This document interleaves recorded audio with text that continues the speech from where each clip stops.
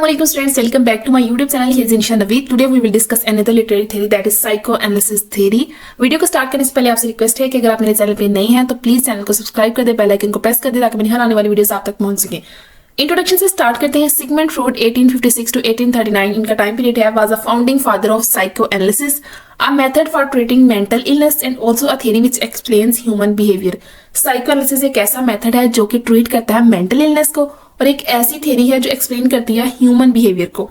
Psychoanalysis is a theory developed by Sigmund Freud. It's all about exploring the unconscious mind and how it influences our thoughts, feelings and behaviors. Freud believes that our childhood experience and hidden desires shapes who we are. Freud इस चीज पे believe करते हैं कि हमारे जो childhood experiences होते हैं वो हमारे हिडन डिजायर को शेप करते हैं कि आज हम क्या हैं। उन पे जो हमारे चाइल्डहुड के एक्सपीरियंस है वो बड़े मैटर करते हैं। हमारे जो फियर चाइल्डहुड में थे वो अभी भी हमारे अंदर हैं। इसमें फर्स्ट हेडिंग हमारे पास आती है स्ट्रक्चर ऑफ द साइकी और mind. Freud while explaining the structure of the human psyche और mind divided it into two different parts. First, by arranging it into three layers as a conscious, the subconscious and the unconscious. Second में उसने किया है by postulating three other components, ID, ego and superego. पहले हम concept लिखते हैं conscious का, subconscious का और अनकॉन्शियस माइंड का कॉन्सेप्ट देखें। Freud used analogy of iceberg to describe the three levels of mind. The upper layer or the surface represent the conscious mind, the main bed as subconscious or preconscious and the bottom as unconscious. Centre में आप उसको pre conscious भी कह सकते हैं और सब conscious भी कह सकते हैं। आइए इनको बारी बारी देखते हैं। The unconscious mind is what we are aware of in the present moment. वो चीज जिस पे आप हाल में प्रेजेंट में आप जिस चीज से अवेयर हैं वो। It's like the tip of the iceberg representing our current thoughts and perceptions. जो वो कहते हैं टिप जो आपको दिखाई गई है ना आइसबर्ग की, वो है हमारा कॉन्शियस माइंड। इस टाइम प्रेजेंट में हम किस चीज के बारे में सोच रहे हैं। This subconscious mind is like the part of the iceberg that just below the surface. It holds memories, beliefs and information that we are not actively thinking about but can still influence our thoughts and behaviours. अब centre में जो है वो हमारे पास subconscious mind जो है उसमें वो होल्ड करता है हमारी मेमोरीज को, बिलीव को और इन्फॉर्मेशन को, जो हम एक्टिवली उसके बारे में सोच नहीं रहे लेकिन वो इन्फ्लुएंस करती है हमारे थॉट्स और बिहेवियर को। The unconscious mind is like the hidden depth of the iceberg. It's where our deepest desires, fears and unresolved conflicts reside. We may not be aware of what's going on there, but Freud believed that it has a big impact on our lives. अब कहते हैं ये वो वाला part है, वो वाला level है जहाँ पे हमारे डीपेस्ट डिजायर्स और फियर्स और अनरिजॉल्व कॉन्फ्लिक्ट्स जहाँ पे हमें नहीं पता कि वहाँ पे क्या चल रहा है, लेकिन फ्रॉइड कहते हैं कि ये चीज जो है, ये हमारे फियर्स जो है बड़े इंपैक्ट डालते हैं हमारी लाइफ पे। नेक्स्ट कॉन्सेप्ट जो आपको देखने को मिलता है साइकोएनालिसिस में वो है ID, ego and super ego. Freud later developed a more structural model of mind comprised of ID, ego and superego. These are not physical areas within the brain but rather hypothetical conceptualization of important mental function.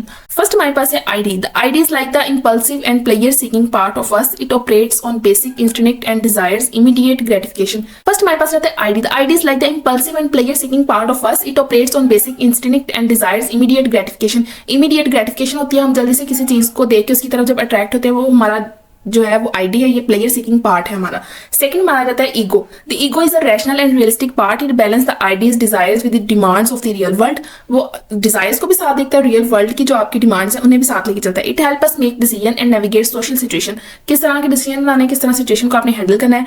Lastly the super ego is like our moral compass. It represent our internalised values and societal standards. It can sometimes clash with the ideas desires.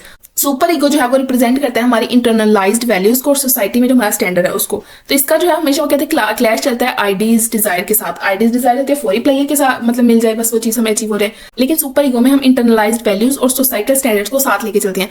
अब यहाँ से आपको शायद confusion हो रही है, इसलिए मैंने एक एग्जांपल ऐड किया जिससे आपके माइंड में सारी कंफ्यूजन दूर हो जाएगी। देखिए, imagine you have a big exam coming up. ठीक है, एक एग्जाम आपका आ रहा but you also really want to go to a party with your friends. ठीक है, दो ऑप्शन है अब आपके पास। अब आईडी जो है वो आपको क्या सजेस्ट करे। Id would be like just go to the party, have fun and forget about studying. बस ना जाके मजे कर लो, पढ़ाई को भूल जाओ, जो हमारा हमेशा पहले दिल करता है। अब सेकंड जो है फिर हमारे माइंड में क्या आता है, ईगो वुड स्टेप इन। अब ईगो आती है एंड से hold on, we need to find a balance. Maybe we can study for a few hours and then go to the party. अब देखिए दोनों चीजें आ गई ना कि वो स्टडी को भी फोकस कर रही है और प्लेयर को भी फोकस कर रही है। Super ego would chime in saying, remember, it's important to prioritize your education.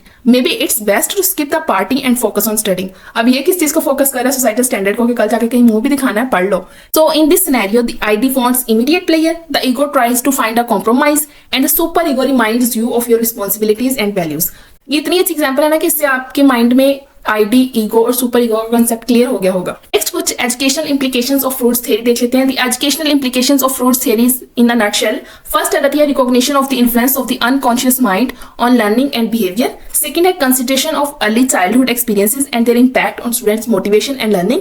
Third है creating a supportive and nurturing learning environment based on undertaking students unconscious desires and conflict. अब इन तीन implications को समझने के लिए भी मैंने एक एग्जांपल ऐड किया। आप देखें, there is a student who always seems restless and distracted in class. According to Freud's theory, the teacher might consider that there could be unconscious factor at play. They might dig deeper to understand if there are any underlying conflict or unresolved issue that are affecting the student's ability to focus. For instance, the teacher might discover that the student recently went through a difficult breakup or is experiencing family problems. By recognizing these unconscious influences, the teacher can provide support and create a safe space for the students to express their emotions. The understanding can help the teacher tailor the teaching method and provide appropriate resources to help the student cope with their challenges. अब एक student है जो unconscious mind के साथ daily school आता है, teacher को मतलब पता चल जाता है कि किस बच्चे का जो दिमाग है वो पढ़ाई में है और कौन सा बच्चा ऐसा है जो उसका माइंड बिल्कुल ही वहां पे प्रेजेंट नहीं है। ठीक है, अब टीचर को क्या चाहिए, अब टीचर को क्या करना चाहिए कि जाए स्टूडेंट के पास, उसके इशू को फाइंड आउट करे कि कौन सी ऐसी प्रॉब्लम है, कौन सी ऐसी इशू है जिसने उसके माइंड को अनकॉन्शियस किया हुआ है, क्या उसकी कोई डोमेस्टिक प्रॉब्लम है। ये देखिए, अब ये पॉइंट को सेट कर रहे हैं कि influence of the unconscious mind on learning and behaviour. Unconscious mind जो है वो इफेक्ट करता है लर्निंग पे और बिहेवियर के स्टूडेंट की। सेकंड है consideration of early childhood experience and their impact on students motivation and learning. बचपन में जिस तरह का इंपैक्ट वो जो है पढ़ाई में, कुछ बच्चों का दिल लग जाता है, कुछ वैसे भी जब बचपन से पढ़ाई से भागने लग जाते हैं, वो सारी जिंदगी भागते रहते हैं। थर्ड है creating a supportive and nurturing. अब टीचर को अगर स्टूडेंट की प्रॉब्लम पता चल गई है तो टीचर उसको सपोर्ट करती है और एक ऐसा सेफ स्पेस बना देती है स्टूडेंट के लिए कि वो अपने इमोशंस को एक्सप्रेस कर सके। होप इस एग्जांपल से आपको education implications of Freud's theory समझ लग गई हो। ये बहुत इजी मैंने एग्जांपल साथ इसलिए ऐड किया ताकि वो जो कंसेप्ट्स हैं, आपको कीवर्ड्स के कंसेप्ट्स आपको क्लियर हो जाए। कंक्लूजन देखें, fruits theory of personality development, he believes that personality is developed through stages during childhood. बचपन से लेके वो कहते हैं स्टेजेस के थ्रू जो है वो हमारी डेवलपमेंट, पर्सनैलिटी डेवलपमेंट होती रहती है। Freud believe that a child personality is developed id, ego and super ego. Psychoanalysis theory by Freud explore the unconscious mind and its impact on our thoughts and behaviours. It helps us gain insight into past experience and find resolution. It has influenced psychology and therapy approaches. Next हमारे पास रहता है fruit psychosexual stages of development. ये एक level separate आपको long question भी आ। Next हमारे पास topic आ जाता है fruit psychosexual stages of development. ये साइकोएनालिसिस थ्योरी का पार्ट ही है और ये अलग से आपके पास लॉन्ग क्वेश्चन भी है। इसको देख लेते हैं। This suggest that our personality and behaviour are shaped by our experiences during different stages of childhood. Different stage of childhood के साथ जो हमारे एक्सपीरियंसेस होते हैं वो हमारी पर्सनैलिटी और बिहेवियर को शेप कर देते हैं। यहाँ पे उन्होंने हमें 5 स्टेजेस दिए हैं। First oral stage, second anal stage, third phallic stage, 4 latency stage, 5 है जेनिटल स्टेज। ओरल स्टेज जो होती है वो बर्थ से लेके 1 ईयर तक होती है। This is the first stage where infants finds pleasure through oral activities like sucking, feeding and biting. If there are any issue during this stage such as excessive dependence or frustration, it could impact a person's later relationship or behavior. अब एक 1 year child जो है वो sucking, feeding और biting में जो pleasure feel करता है, वो कहते हैं अगर इस स्टेज में उसे कोई इशू ऐसा आ रहा है, एक्सेसिव डिपेंडेंस या फ्रस्ट्रेशन का इशू आ रहा है, वो किस पे इंपैक्ट करता है, उसके पर्सन्स के लेटर रिलेशनशिप और बिहेवियर पे। आगे जाकर उसके जो रिलेशनशिप और बिहेवियर होते हैं उन पे ये चीजें इंपैक्ट करती हैं। सेकंड आती है एनल स्टेज। एनल स्टेज होती है 1 साल से 3 साल तक। In this stage children experience pleasure and conflict related to bowel movement and toilet training. If there are strict or harsh toilet training methods, it might lead to issue with control and orderliness in adulthood. अब 1 से 3 साल के बच्चे तो में थोड़ी सी movement आती है, बाउल यहाँ पे मतलब आंतों की मूवमेंट जो होती है वो आती है, और उससे टॉयलेट ट्रेनिंग होती है थोड़ी सी, ये बच्चे को खुद वॉशरूम जाने की प्रैक्टिस करवाई जाती है। थर्ड स्टेज हमारे पास है फेलिक स्टेज। फेलिक स्टेज होती है 3 to 6 ईयर, 3 साल से 6 साल के बच्चे की।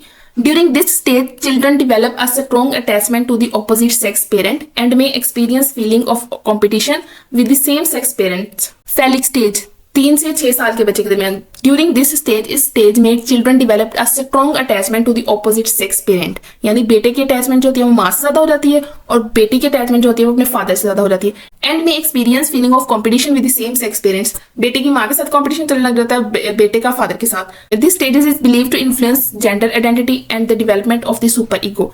ये जो है ये इन्फ्लुएंस करती है जेंडर आइडेंटिटी को और डेवलप करती है सुपर ईगो एक चाइल्ड में। फोर्थ पे आ जाती है लेटेंसी स्टेज।